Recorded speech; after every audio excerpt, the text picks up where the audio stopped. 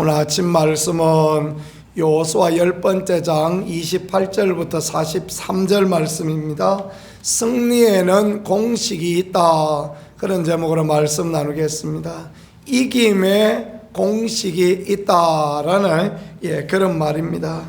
가나안 남부를 지금 점령하는 전쟁하고 있는 것을 하나님께서 보여주십니다.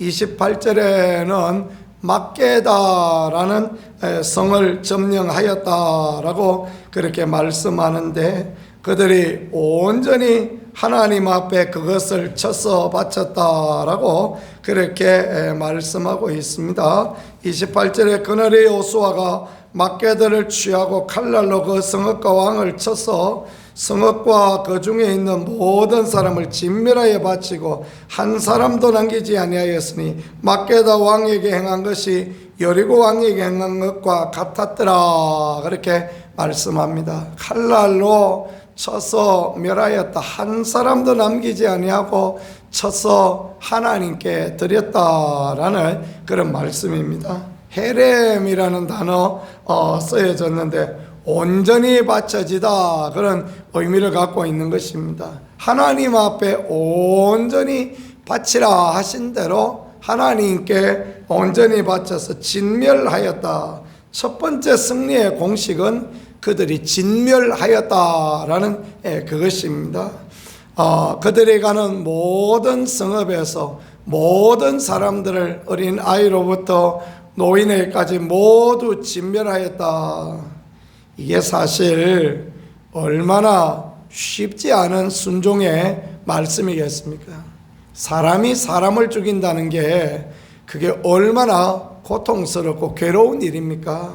근데 하나님께서 가나안의 모든 성의 모든 사람을 진멸하라라고 그렇게 말씀하셨는데, 그 말씀을 따라서 그렇게 진멸하고 바치고 하였다라는 것, 이게 첫 번째 공식입니다. 하나님의 말씀에 순종하였다라는 것을 보여주는 것입니다. 하나님의 말씀에 순종할 때 하나님께서 가나안 전쟁에서 온전히 이길 수 있는 그런 은혜를 하나님 허락하여 주셨다라는 것을 보여주고 있습니다. 이 공통적인 이야기들이 계속해서 그렇게 나옵니다. 29절에는 막게다 이야기와 함께 진멸하였으니 한 사람도 남기지 아니하였다라고 말씀하시고, 림나나 라기스나 게셀이나 어느 곳에 가서도 그들이 하나님의 말씀대로 진멸하였다라는 것을 가르쳐주고 있습니다. 하나님 왜 이렇게 잔인하신가라고 그렇게 생각할 수 있는 그런 부분 아닙니까? 꼭 이렇게까지 해야 되나, 그 생각을 해야 할 수 있는 그런 부분이 되어지겠습니다. 그런데 그런 생각, 저런 모든 것들 뒤로 하고 그들이 하나님의 말씀에 순종하여 진멸하여 헤렘 하나님께 구별하여 드리니 하나님께서 그들에게 이김을 주셨다라는 것, 그것을 우리에게 가르쳐 주시고 알게 하시는 그런 부분입니다. 우리가 하나님의 말씀에 순종하고 나아갈 때, 하나하나 순종하고 나아갈 때, 어떤 것은 순종하고 어떤 것은 순종하지 않는 것이 아니라 하나하나 더 열심과 열정을 품고 순종하여 나아갈 때 하나님께서는 우리에게 이김을 주시고 하나님께서 우리에게 은혜를 베풀어 주신다라는 것을 우리에게 잘 말씀해 주시는 그런 말씀이 되어지겠습니다. 우리의 삶에 제하여야 될 것을 하나하나 제하여 가고, 우리의 삶에 회개해야 될 것을 하나하나 회개하고, 우리의 삶에 정리해야 될 것을 하나하나 정리하고, 말씀을 따라 하나님의 법을 따라 살아갈 때 하나님께서 우리에게 은혜와 긍휼, 이김의 놀라운 축복을 허락하여 주신다라는 것을 분명하게 가르쳐 주시는 그런 부분입니다. 그 다음에 29절에서 30절 보니까 막게다에서 림나로 나아가서 림나와 싸우는데, 하나님께서 30절입니다. 또 그 성읍과 그 왕을 이스라엘 손에 붙이신지라 그렇게 말씀했습니다. 다음에 이김의 두 번째 공식은요, 하나님이 이스라엘에게, 하나님의 백성에게 대적을 붙여주셨다라는 것입니다. 하나님이 나가서 싸워주시고 하나님이 대적들을 하나님의 백성에게 붙여주시니, 그러니 하나님의 백성이 이겼다라는 것, 그것을 그렇게 말씀해 주십니다. 라기스 전투에도 마찬가지입니다. 하나님이 넘겨주시고 하나님의 백성은 순종하여 진멸하고, 그랬더니 하나님께서 이 전쟁에도 이기게 하시고요, 에글론, 헤브론, 더빌, 그 다음에 산지, 네겝, 평지, 경사지, 가데스 바니아 모두 하나님께서 이기게 그렇게 하셨습니다. 가데스 바니아 정탐꾼 사건 기억하시죠? 이스라엘의 12정탐꾼이 가데스 바니아에서 가서 가나안을 정탐하고 왔습니다. 그런데 10지파 사람들이 반대적인, 부정적인 이야기를 합니다.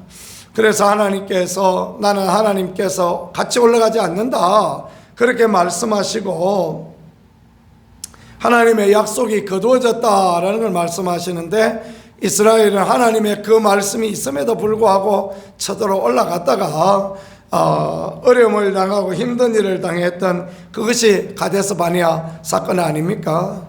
그런데 이제 돌아 40년의 세월이 지나고 또 몇 년이 지나고 학자들은 이때가 45년쯤, 출애굽 45년쯤 되었다라고 이야기합니다. 그래 하나님의 말씀에 순종하여 믿음으로 나아갔더니 이번에는 하나님이 앞서가시고, 이번에 하나님께서 이기게 하시고, 백성은 순종하니 그 가데스 바니아에서도 이기고, 헤브론에 안악자손이 있는 데서도 이기고, 모든 가나안 남부 전쟁을 이기게 하시는 그런 축복을 주셨다라는 것을 가르쳐 주시고 알게 해 주십니다. 우리의 삶의 형통과 우리의 삶의 놀라운 은혜는 어디에서 임하여집니까? 우리가 하나님의 말씀에 순종하고 하나님이 우리 앞서 나가서 싸워주시고 일하여 주실 때 이런 모든 은혜와 축복이 있다라는 것을 가르쳐 주시니, 오늘을 살아가는 우리가 어떻게 살아가야 될 것이다 라는 것을 우리는 이 말씀 가운데 잘 알 수 있겠습니다. 승리의 공식은 두 가지입니다. 하나는 하나님의 말씀에 순종하는 것이고, 하나는 하나님께서 앞서가서 싸워주시는 것입니다.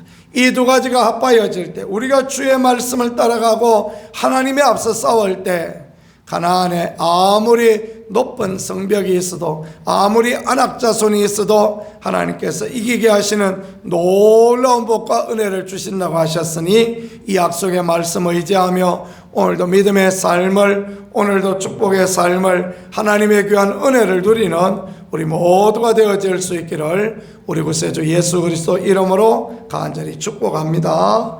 기도하겠습니다. 하나님 아버지 감사합니다. 하나님께서 이김의 공식들을 우리에게 가르쳐 주셨으니 그대로 행할 수 있게 은혜를 허락하여 주시옵소서. 주님 말씀처럼 내 생각을 따라가지 아니하고 가나안의 모든 것을 진멸하였던 것처럼 온전한 순종으로 나아갈 수 있게 도와주시고, 우상을 따라 육신을 따라 내 생각을 따라 나가지 아니하고 하나님의 법을 따라 나가는 우리가 되어질 수 있게 은혜로 인도하시고 함께하여 주시옵소서. 주님이 앞서 나가 싸워주셔야 이깁니다. 주님이 앞서 도와주셔야 놀라운 은혜가 있는 줄 믿습니다. 이 모든 은혜를, 이 모든 축복을 오늘 우리들 모두에게 허락하시고 인도하여 주시옵소서. 주님이 도와주시고 함께하여 주실 줄 믿습니다. 예수님 귀하신 이름으로 기도드렸습니다.